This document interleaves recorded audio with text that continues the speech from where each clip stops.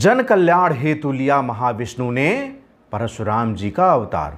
आदरणीय दर्शकों, आप सभी लोग भगवान परशुराम से भली भांति परिचित होंगे, आप उन्हें जानते होंगे, उनकी पूजा भी करते होंगे।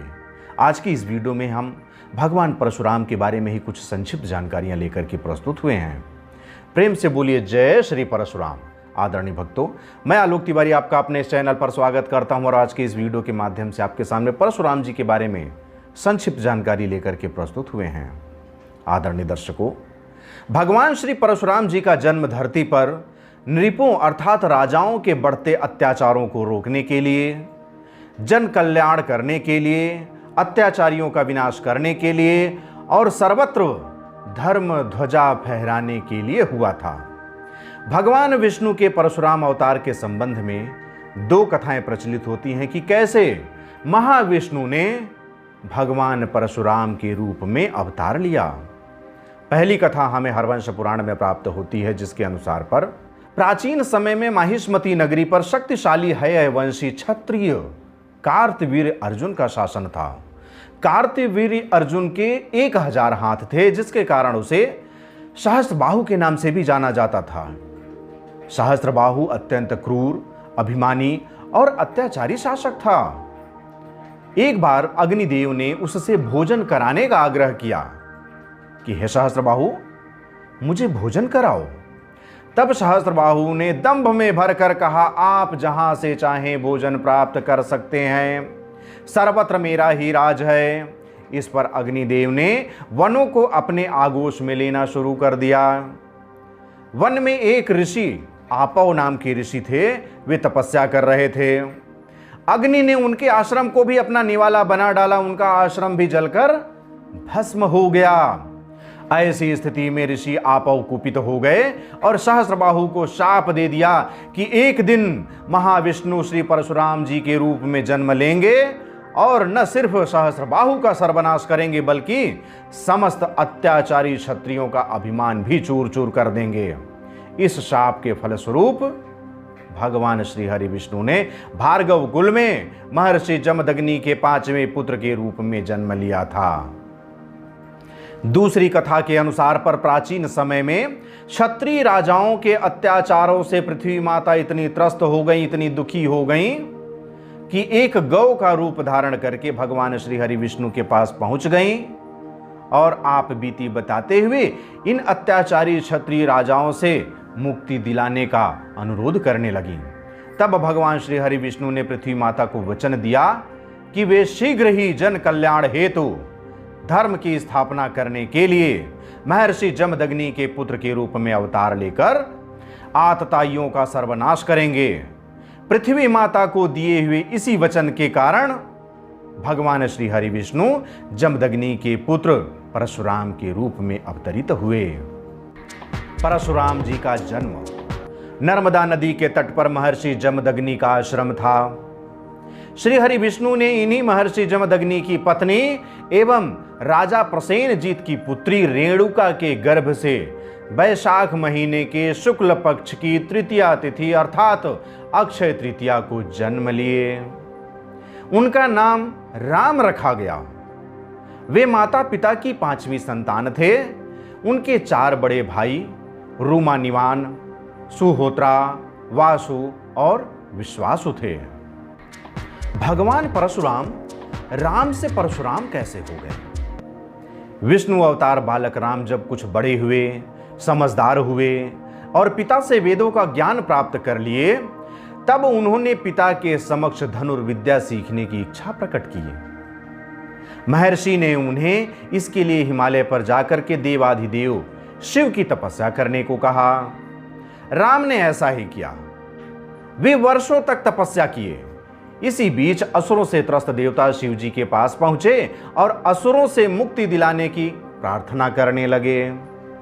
तब शिव जी ने तपस्या में बैठे बालक राम को बुलाया और असुरों का सर्वनाश करने का आदेश दे दिया। शिव जी ने उन्हें अपना कोई अस्त्र दिए बिना भेज दिया। बालक राम शिव जी के विश्वास पर खरे उतरे और सभी असुरों का वध कर पुनः शिव जी के पास वापस पहुंच गए। उनके इस कार्य से प्रसन्न होकर देवाधिदेव ने उन्हें वर और अस्त्र शस्त्र प्रदान किए। इन्हीं अस्त्र शस्त्रों में परशु भी एक अस्त्र था, वह उनको अधिक प्रिय था। इसे प्राप्त करते ही राम का नाम परशुराम हो गया। शिव जी की कृपा से धनुर्विद्या में वे अद्वितीय बन गए। वहां से वे आश्रम लौटने लगे। तब मार्ग में उनका एक शिष्य बना। उस शिष्य का नाम अकृतवर्णा था। सहस्त्रबाहु का वध, शिव जी का आशीर्वाद प्राप्त हो गया, लेकिन अभी वह कार्य तो शेष था जिसके लिए भगवान श्री हरि विष्णु ने परशुराम जी के रूप में अवतार धारण किया था। परशुराम जी के रूप में आवेशा अवतार लिए थे। परशुराम जी आवेशा अवतार थे। उनके क्रोध की कोई सीमा नहीं थी। कब वे आवेशित हो जाएंगे कुछ कह नहीं सकते थे। उस दिशा में परिस्थितियां स्वतः ही बनती गईं, अर्थात सहस्त्रबाहु के वध की परिस्थितियां स्वतः ही बनती गईं। भगवान परशुराम को अवसर नहीं खोजना पड़ा। एक दिन राजा सहस्त्रबाहु आखेट करने के लिए उसी वन में आया जहां परशुराम जी के पिता जमदग्नि का आश्रम था। जंगल में ही रात्रि हो जाने के कारण सहस्त्रबाहु सेना सहित महर्षि जमदग्नि के आश्रम पहुंचा। महर्षि जमदग्नि ने उसकी और उसके पूरी सेना की अच्छी तरह से आवभगत किए, भोजन आदि की व्यवस्था किए। इससे आश्चर्य में पड़े सहस्त्रबाहु ने जब महर्षि के समक्ष जिज्ञासा प्रकट की कि आप यह सब कैसे कर पाए, हमारी सेना तो बहुत बड़ी है और आपके आश्रम में तो ऐसी कोई व्यवस्था दिख नहीं रही है।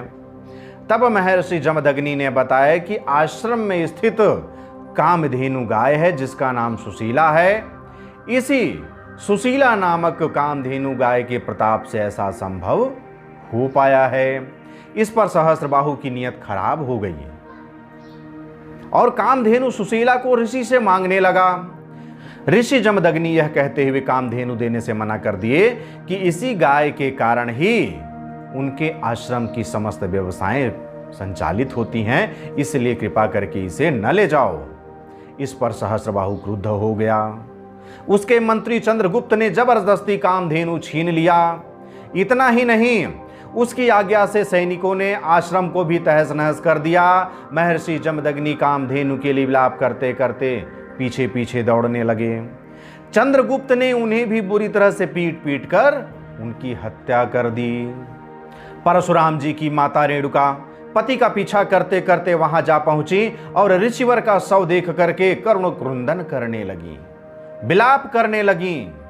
उनके पति का देहांत हो चुका था। उन्होंने विलाप करते करते अपनी छाती 21 बार पीटी। इसलिए वहां पहुंचे परशुराम जी ने 21 बार ही क्षत्रियों को पृथ्वी से मिटाने का, क्षत्रियों का नामो निशान मिटाने का संकल्प ले लिया।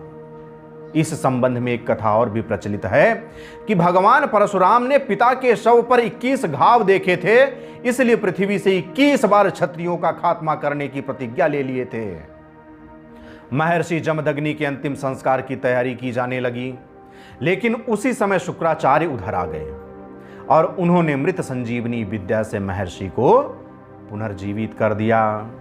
इधर कामधेनु सुशीला भी किसी तरह से सहस्त्रबाहु के दुर्ग से लौट आई, लेकिन उसका बछड़ा वहीं रह गया, बछड़ा नहीं आ पाया।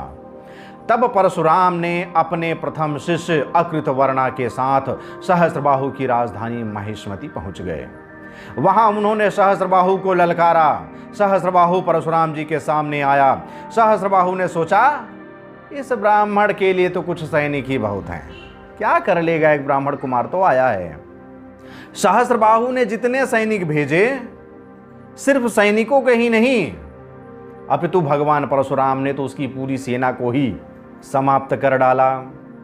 अंत में सहस्त्रबाहु भगवान परशुराम के सामने आने में विवश हो गया और जैसे ही सहस्त्रबाहु भगवान परशुराम के सामने आया, युद्ध छिड़ गया। भगवान परशुराम ने उसके 1000 हाथ काट डाले और अंत में उसका वध भी कर दिए। वध करने के बाद कामधेनु गाय के बछड़े को लेकर के वापस अपने आश्रम आ गए। महर्षि जमदग्नि का वध। सहस्त्रबाहु के वध के बाद पिता महर्षि जमदग्नि ने भगवान परशुराम को महेंद्रगिरी पर्वत पर जाकर तपस्या करने की आज्ञा दे दी। परशुराम जी महेंद्रगिरी चले गए। इसके बाद कार्तवीर अर्जुन अर्थात सहस्त्रबाहु के पुत्र सुरासेना ने मौके का फायदा उठाया और जमदग्नि के आश्रम पर हमला बोल दिया और महर्षि जमदग्नि का सिर धड़ से अलग कर अपने पिता के वध का प्रतिशोध लेने के लिए अपनी प्रतिज्ञा पूर्ण कर ली। माता रेणुका भी पति की चिता के साथ ही सती हो गईं। इस बात की सूचना मिलते ही भगवान परशुराम तत्क्षण वापस लौट आए। उस समय उनके क्रोध की कोई सीमा नहीं थी और यहीं से निकल पड़ी क्षत्रियों के विनाश की 21 बड़ी श्रृंखला।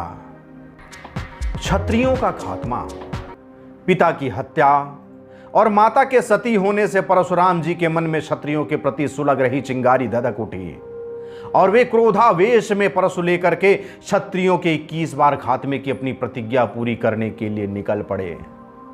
उनके मार्ग में जो भी राजा आया उसे उन्होंने समाप्त कर दिया। उन्होंने क्षत्रियों का वंश भी नहीं चल सके इस तरह से क्षत्रियों का वध किया, पूर्णतः क्षत्रियों का सर्वनाश कर दिया। उनके अभियान को देख करके स्वर्गवासी दादा ऋचिका सहित अन्य पूर्वजों ने आकाश में प्रकट हो उन्हें इस वध अभियान को रोकने को कहा, लेकिन संयोगवश तब तक उनकी 21 बार क्षत्रियों का सर्वनाश करने का प्रतिज्ञा पूर्ण हो चुका था। भगवान परशुराम जी ने यहीं से क्षत्रियों के सर्वनाश की प्रतिज्ञा समाप्त कर दिए और पुनः महेंद्रगिरी पर्वत पर जाकर के तपस्या में लीन हो गए। इस तरह से इस वीडियो के माध्यम से आपके सामने भगवान श्री हरि विष्णु के आवेशावतार और महर्षि जमदग्नि तथा माता रेणुका के पुत्र परशुराम जी के बारे में संक्षिप्त जानकारी प्रस्तुत की गई। मैं आशा करता हूं कि यह जानकारी आपको पसंद आई होगी। यदि यह जानकारी आपको पसंद आई हो तो मुझे कमेंट बॉक्स में लिख करके अवश्य बताइएगा। साथ ही साथ इस वीडियो को अधिक से अधिक लोगों तक शेयर कीजिए जिससे कि सभी लोगों को परशुराम जी के बारे में जानकारी प्राप्त हो सके। अब मुझे आगे दीजिए, मिलते हैं अगले वीडियो पर। तब तक के लिए जय हिंद, जय भारत, बम बम भोलेनाथ की जय। जय गुरुदेव।